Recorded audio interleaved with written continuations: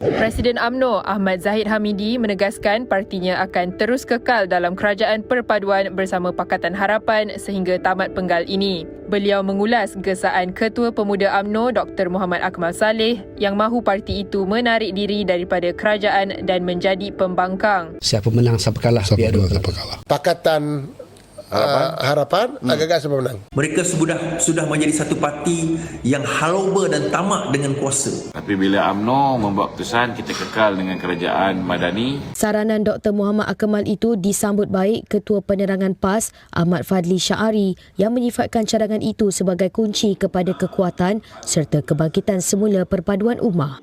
Dr. Sri, let's start with your own party.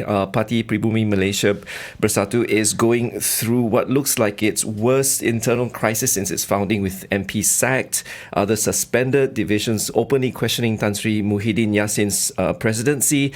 Is this really still a functioning party? Because for observers like us from the outside, it looks like open warfare. Yang sebelum itu mereka khianat, mereka tikam belakang rakan mereka PKR, mereka tikam belakang rakan mereka dalam PAS sehingga menjadi amanah. Tapi dia nak minta supaya UMNO ni keluar daripada kerajaan. Itu yang disebut oleh Dr. Akmal. Dia nak ajak UMNO ni keluar kerajaan jadi pembangkang. Itu je. Datuk Dr. Muhammad Akmal Saleh agar UMNO keluar kerajaan perpaduan. Selayaknya UMNO menarik diri daripada kerajaan perpaduan. Persidangan Agung UMNO kali ini adalah Perhimpunan Agung UMNO. Maka insya-Allah suara ini juga yang akan kita angkat untuk berucap menjadi pembahas di Perhimpunan Agung UMNO. One party can lose their seat and the other guy will win. Akhirnya berlaku PRU.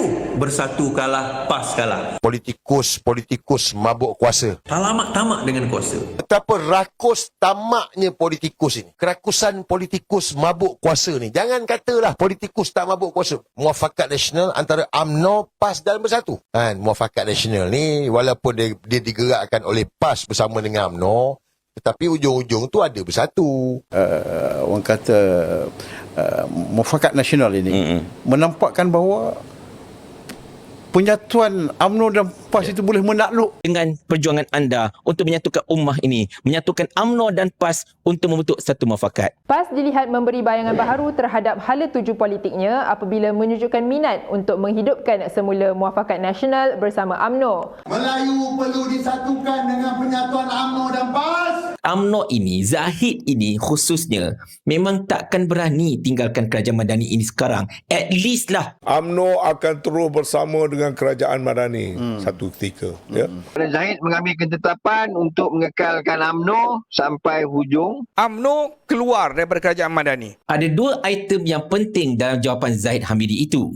Yang pertama, UMNO tidak akan melakukan tebuk atap terhadap kerajaan Madani ini dan mereka akan bersama. Dan mereka pun faham apa yang kita alami. Kita marah pada DAP ni. UMNO marah. Kalau buat ni DAP marah. Kalau buat ni JRS marah. Kalau dia batalkan UEC, DAP marah. Kalau dia teruskan UEC, UMNO marah. Dalam kalangan PAS, cadangan itu disambut secara terbuka dan dianggap wajar sebagai usaha penyatuan politik Melayu. Ada satu komen, sebab itu mereka nak Akmal Saleh masuk PAS. Perikatan Nasional PN menghadapi krisis paling serius sejak diasaskan 5 tahun lalu dengan Presiden Bersatu Tan Sri Muhyiddin Yassin meletak jawatan sebagai pengerusi gabungan pembangkang itu berkuat kuasa lusa. Earlier, NST reported that Muhyiddin had resigned as PN chairman amid tensions between Bersatu and PAS. Akan berlaku tekanan lagi kuat dari dalam Bersatu agar Muhyiddin berundur. Ulasan Malaysia Kini menyatakan sekiranya Timbalan Presiden Bersatu Hamzah Zainuddin dipilih sebagai pengerusi Perikatan Nasional menggantikan Muhyiddin,